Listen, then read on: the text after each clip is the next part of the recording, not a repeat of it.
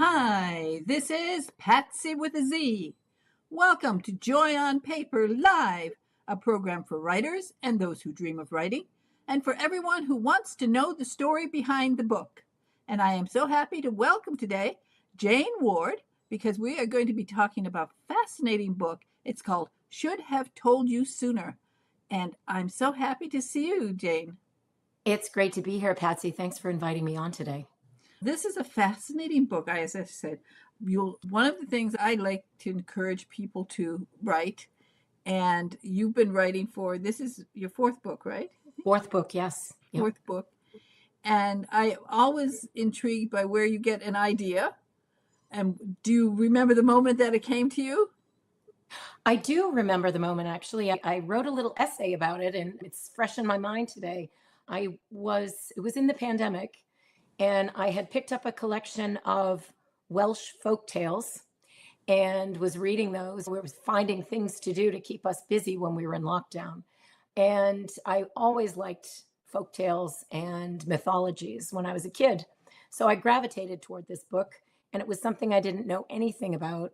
And I started reading a few of the stories, and one of them really grabbed me. It was a story about a water fairy and a shepherd, and he falls in love with this fairy when she rises out of a magical lake in the Brecon Beacons part of Wales. And they fall in love, they have this marriage, and then because they're from such different worlds, they separate, and there's great tragedy at the end. She goes back to the water, and he's just bereft. And it just started me thinking about a modern day version of these two characters and what a love looked like that might seem to be very strong and very deep, but has the capability of breaking apart. So that was the inciting incident, if you will, that story. I was intrigued when I heard that it was based on a Welsh fairy tale, because I lived in England. I had a Welsh gardener, and half of what he said I couldn't understand. The Welsh accent is really difficult. It's much more difficult than Irish or Scottish. Yep. I wanted 36 different type of roses. He was so surprised an American woman would pay him to do that. Right. And so he would be out there pottering around all the time, and he eventually got 36. And he'd tell me fairy tale stories. Yeah. It's a big part of the Welsh culture, and I learned that as I was reading them. And there are these magical places in the country where people believe that the other world and the real world meet. And this lake was one of them. And I just was fascinated by it. When you travel in Wales, you do start to think it's magical. I love your scarf, by the way. Okay. Oh, thank you. Okay. So tell us about your main characters. Okay. One of the primary main character is a woman called Noel Enfield, and she's an art historian by training. She works at a museum outside of Boston. She's married. She has a stepdaughter. She married a man with a young child and made a family with him. She's at a point in her life, though, where her marriage is falling apart. And she's given this opportunity to go to London on a secondment for her work. And it's a lifeline to her to get out of the acrimonious situation she's in during this breakup of her marriage.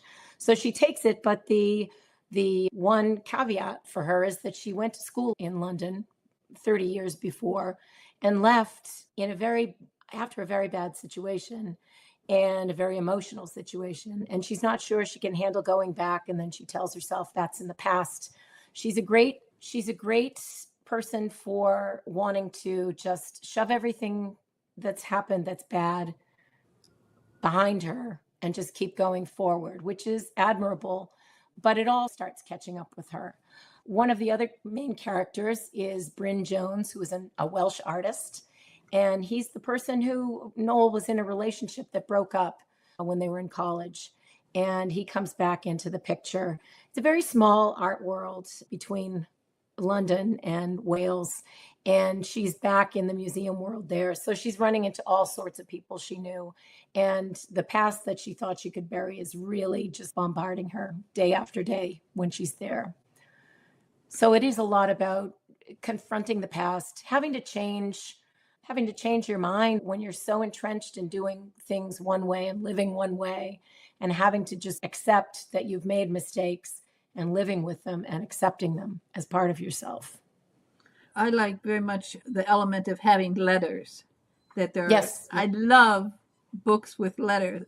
Yeah, there's a third character who's expressing himself through a series of letters from childhood through adolescence. We don't know who he is until closer to the end. He's revealed who he is. But I really enjoyed writing those letters, and I enjoyed writing a character who was very young and trying to figure out who he was and who his family really was. And that was quite fascinating to me, and I really enjoyed writing those. And I like reading them too. I was just reading the correspondence, which is all letters, and I think it's a fascinating way to do a book. It is. It's a wonderful, just a line right through the book, and it really it brings it all together. Now, Bryn, of course, as you mentioned, Bryn is, and it's spelled Bryn, the Welsh way, and wonderful character. An artist. Now, were you involved in the art community in London? Did you live in London? No, I'm just an art appreciator, and I like to make things up. I know people who are in this world, but it's certainly not me. And I've taken courses on art history, but I'm not an art historian. I just, as I said, I love to go to museums. I love art. I love looking at art. I have a lot of friends who are artists, but unfortunately, I didn't get that talent. I love the whole idea of a gallery, and I love anything to do with art too. You make him very believable as an artist. Thank you. Thank you. And of course, you've done some beautiful research. Yep, there was a lot of research from learning about certain paintings, historical dates, making sure that when I went back to the 1990s that I was being accurate. I've known London for a long time, but you have to double check yourself to make sure you're not putting things in there that would be inaccurate. And some of the most fun research that I did as I got to spend some time with an artist in Western Massachusetts in her studio. And she explained some of the techniques that then come into the book, because I wouldn't have known how they did them. I saw her art online and I said, that's what I'm trying to do. Could I come into your studio with you? And she was so generous with her time. And that's Sue Fontaine out in Western Massachusetts. She's just a fantastic person. She worked well with you on this then, because she did. She was very I keep saying generous, but that's what she was. She just asked me anything, take as long as you like. And I know I was intruding on her studio times. It was just unbelievably her and very helpful, because I wouldn't have known otherwise really how to describe what I needed to do. You did a great job. Well, I noticed your scarf, and you have it in such an artistic style. Most people can't do that. And you look so elegant. Oh, thank you. Parisian. Everybody can get away with it. And you, true. Isn't it true? It is true. Yeah. Did you learn to do that in England when you lived in England? Because the French are very good at it. I probably did. I was actually, this is not my story that I tell in this book, but I draw some things from my life experience. And I was an exchange student in England for a while. And I think that's where I picked up scarves and style, the different fashions that they wore, and was just a very fun time for me to experiment when I was like a 20-year-old. It was great. You look very European. Oh, and I figured you'd spend some time in Europe, because most can't get away with it. Yes, yeah. Oh, thanks. So you had fun as an exchange student? I did have fun as an exchange student. I met a lot of friends who are still friends to this day. And actually, my mother had to come over and convince me to go home. I really wanted to stay. She was worried that I wasn't coming home, and she made the flight out. But I did come home, but I keep going back, so it's all good. I actually moved to England when I was 21. I bought a cottage, and that's how I landed up with a gardener. Yep. It's funny, when I was thinking about the book, and it was saying that it spans 30 years, and the 1990s were 30 years. I know. Isn't that crazy? Hard to believe, but true. I don't know what happened. I don't know where that time went. I know what happened to all that Y2D2, whatever. Yes, yeah. The Y2K. Yeah, Y2K. The end of the 90s and the beginning of the aughts, yes. I never know how much we should tell people about the book. There's so much Sure. in this book. There is this reveal. Yes. Yep. There's a lot. Sometimes you know what's going to happen in a book, but when I get a book, I just read the book, and I like that I didn't know what was going to happen. Yeah, I think there's a certain point where you don't know what's going to happen, and then it becomes clear to you. It's not clear to some of the people in the book yet, but it might be later on in the book. It becomes a little bit more clear what kind of course everyone is on. Yeah, together. because it starts with Andy and Alice, and I like Andy and Alice. I like Alice. I know.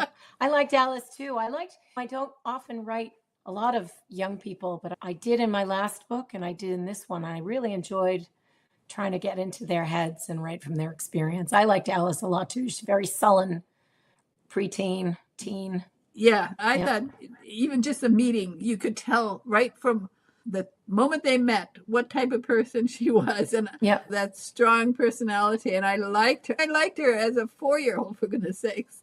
So I thought that was so clever how you captured in one. This is the beauty of being an author, and as you learn to write, as you get better, you can take one little thing, one little event. We won't say what it is, but one little event, and it tells you something about her that it's amazing. Just sometimes all it takes is a sentence or exactly a short paragraph and then you're like, oh, that's and she stays with you. I've had this book for a long time. I get them in advance, but I still, when I think about it too, I can immediately envision the first scene with Alice. It's so crazy. Nice. Oh, good. I'm glad that stuck with you. I'm glad stuck with you. It's really wonderful. It's a great opening. And of course, all through the book, as I said, there are reveals. And I think readers will enjoy getting to know Noel is complicated. I don't want to say what Granny does, because I'm not so fond of her, to tell you the truth. Okay, yeah. She's very stoic. She has a very stoic point of view in her life. Yeah, and I think well, you have it sort of what's done is done. People will know your book from that.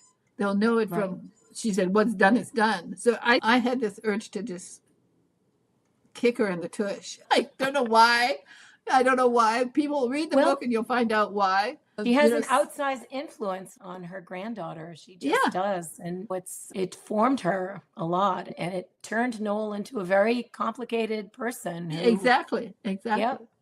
Who made mistakes and tried to outrun them for as long as she could. And she was an interesting character for me to write about. I can see it. I was thinking, as you're writing it, are you going to tone her down? And you don't tone her down. No. You can't tone her down. That's why I want to kick her in the tush. I want to tone her down. I think other people will want to too, but it's an element. She's an element, that's for sure. Yes. So you had, I think, of course, again, of all the characters, she's a great character to write. Yes.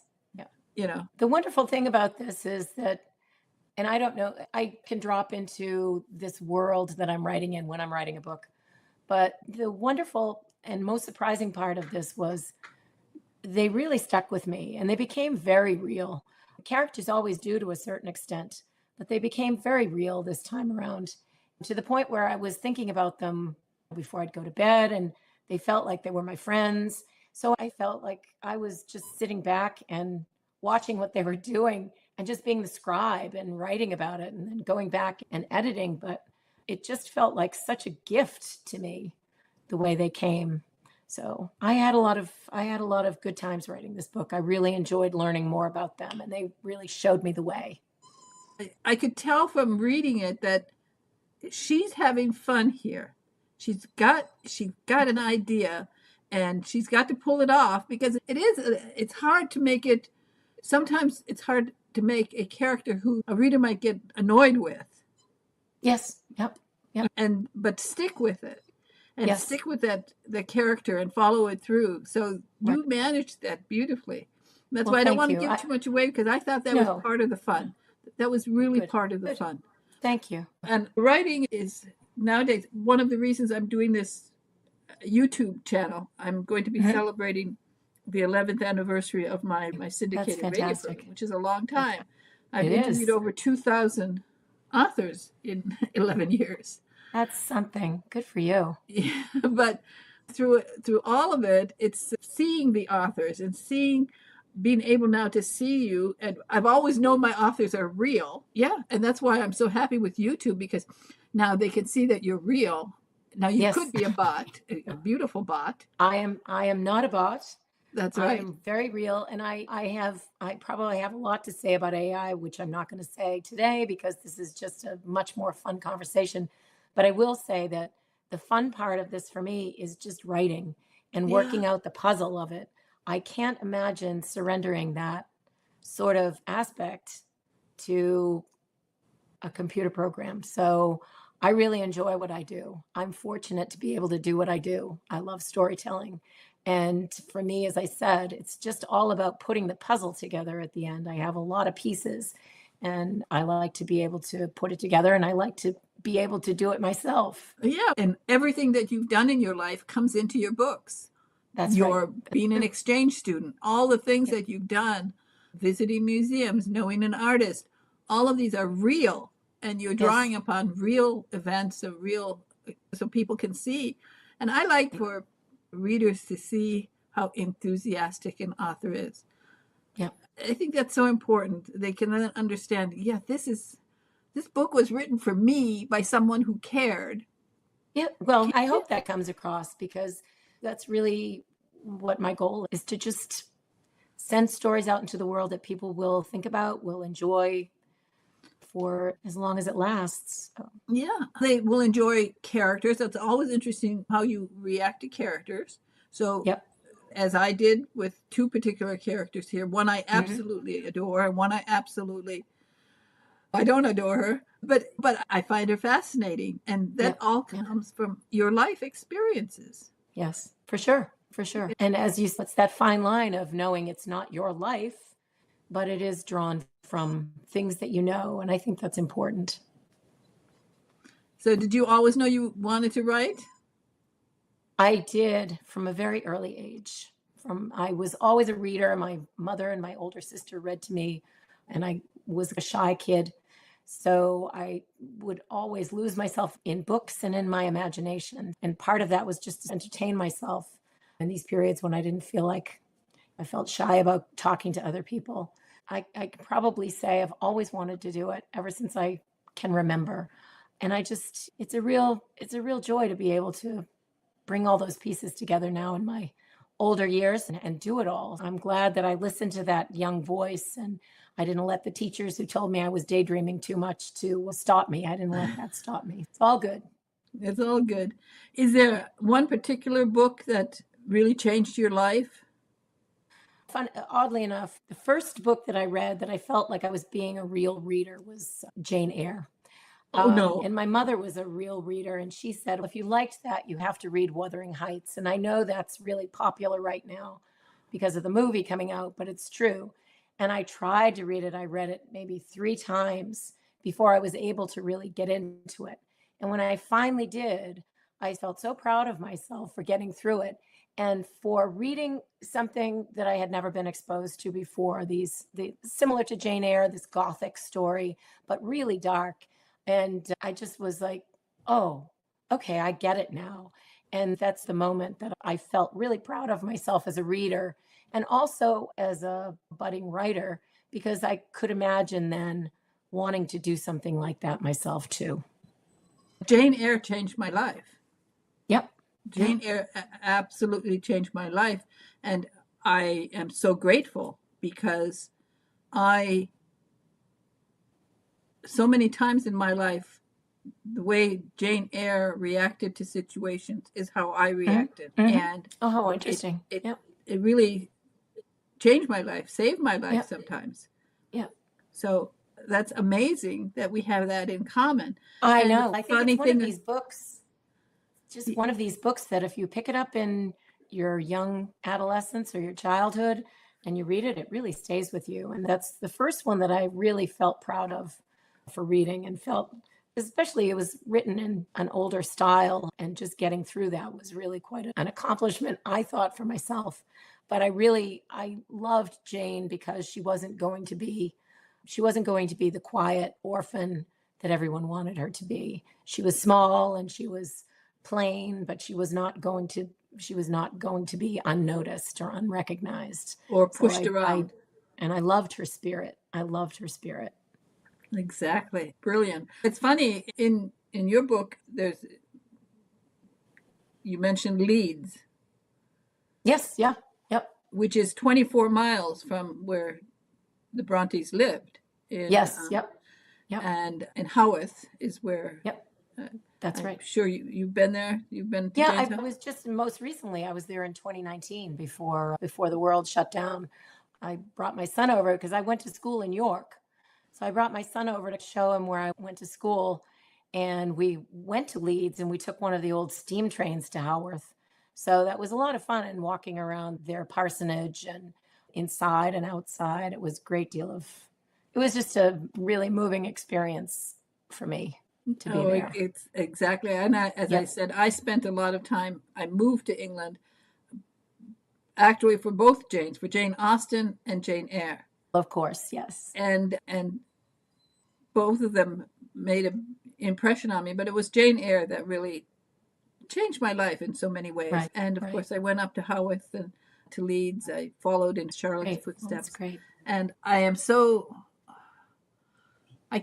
almost crazy about this Wuthering Heights, what they're doing to it. I think it's criminal. There are some things that just, I feel, shouldn't be ruined. Yeah, in books like that, I think we all have something in our heads about the way things look and the way people look, and it can really mess with those images that we already have. I stay away from too many movie adaptations of classic books or books that I've really enjoyed, because I like to just have what I've experienced in my own mind, the pictures that I've made in my own mind.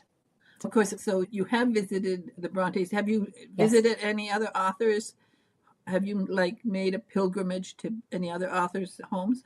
I haven't made a real pilgrimage to too many homes, but I've been to Bath and seen a lot of, followed in the footsteps, so to speak, of Jane Austen in some ways, but I haven't made real pilgrimages to any of her homes.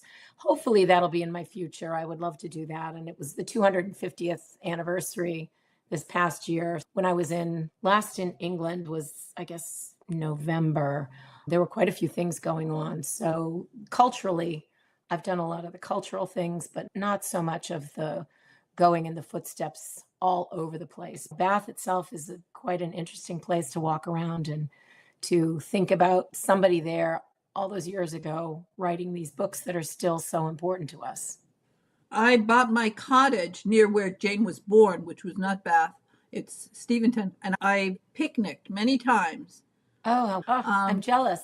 I would have Fortnum and Mason, especially in the springtime. Beautiful hampers as well. That's wonderful. What a great story.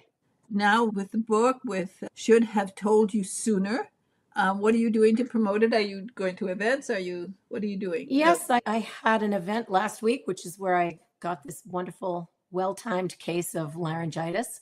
I hardly ever speak, and I think I spoke too much that night.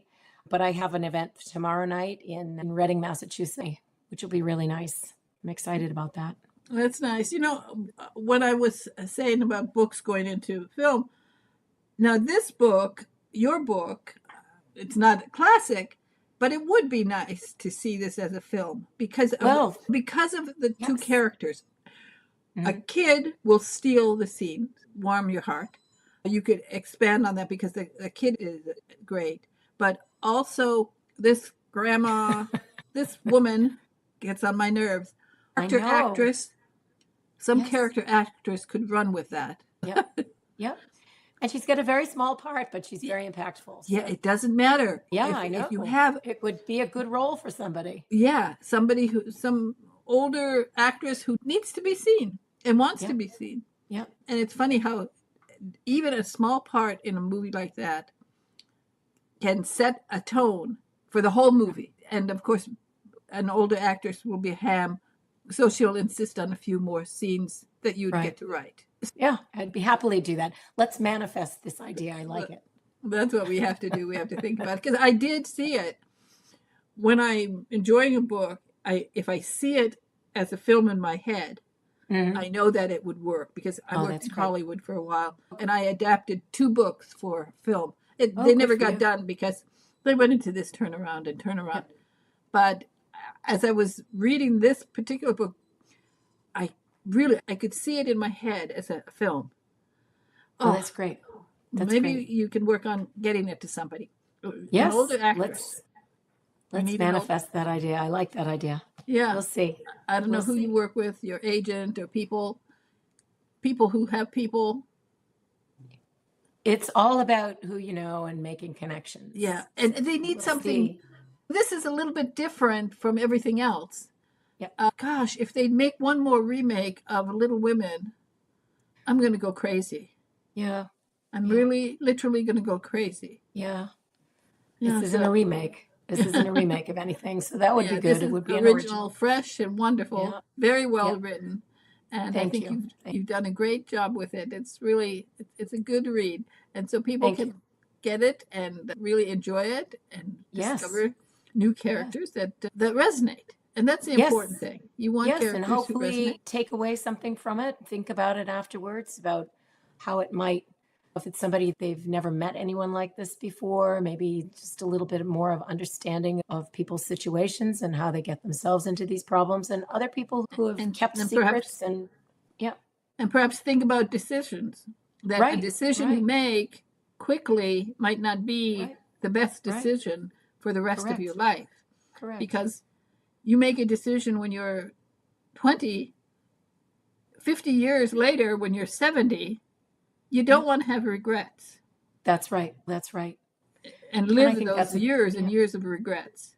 And I think that's a big part of this is that she thought she'd outrun things, and you don't. Here they are. Here they are. You can't. You live with them. That's so I hope it's. I learned a lot from Jane Eyre. You learned a lot from Jane Eyre and other books you read, and hopefully somebody can learn something from this, and even some granny can learn something and say, okay. When I give advice, I better think about not today, because today isn't the important one. It's what's going to happen 50 years from now. Who are you going to live with this decision? So maybe we'll get this to a bunch of grannies too. All right. Okay. I like it. You like it? Okay. I do. I should have told you sooner. Yeah, that's it. Should have told you sooner. By Jane, and your middle initial is A. Yep. Ward. So I put Jane A. That's your website, Jane A. Ward, but it's Jane Award. That is.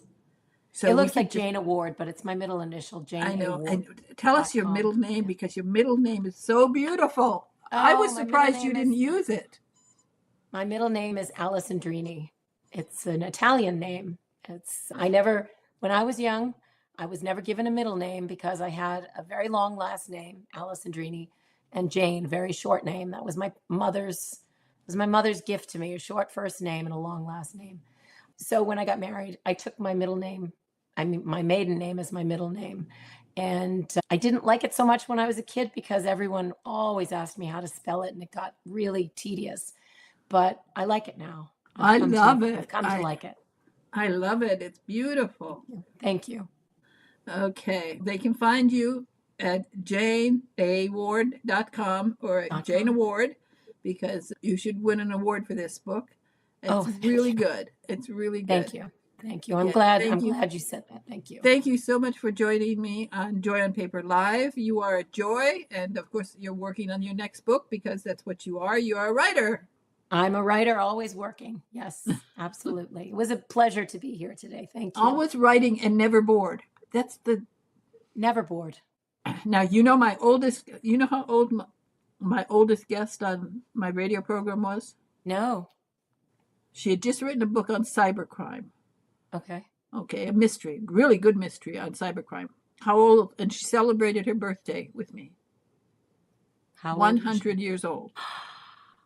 And I hope she got cybercrime on the brain when a friend of hers was ripped off at the age of 98.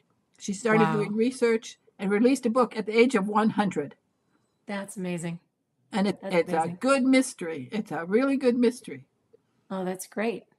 Good for love her. it I hope I'm best. still doing this at 100. Exactly. Yep, You're never bored when you're a writer. that's correct. You always get something going on right up here. That's it. And you're not AI, so you can add new No, I'm not. experiences. So do you have hobbies? I do. I'm a big cook. I like to bake bread. I love to travel, and I love photography. When I'm traveling, I take a lot of photos. I love Okay, travel well, photos. that's it. That keeps you going. It keeps you Keeps me very active. busy. It keeps you interesting. Everybody, Jane Award is not, she is not AI. She's a real I am person. not a And bot. you can tell by her scarf, because I don't think even AI could do that so beautifully. No, AI could never tie this scarf. No. Nope. Oh, that's so funny. Okay, so Jane All A. right. Award is elegant and beautiful, and Oh, she's got to get back to her writing. Thank you so yes. much for joining me today. Thank you. It's been a Thank joy. you very much, PatZi. Okay, now you just hold on. Just say bye-bye to everybody. Bye-bye, all my viewers, and Jane will be back the next time she writes a book, right? Yes, I will. I'd be happy to come back. I'm Jane Ward, fiction author, a bread baker, library advocate, and owner of 2 senior dogs who largely rule my life. I'd like you to meet Should Have Told You Sooner. The novel opens in 2022. In it, an art museum professional named Noel Enfield, whose married life is falling apart, receives an offer to go on secondment to a London museum. She knows London very well. She was a student there in the 1990s, and she jumps at the chance to return. However, she left as a student under a very complicated personal life situation, and returning means being among the places and the people she walked away from. She feels up to it, but once there, everything and everyone in her past begins to catch up with her, and she realizes that the past is not so easily forgotten or ignored. The novel falls into the categories of contemporary fiction and literary fiction, and Noel's story has a little something for everyone. Do you love love stories? This has a good one. Do you love art? It's set in the world of artists and art museums. Love travel? This book will take you all over the place. Do you need a side of mystery and secrets with your stories?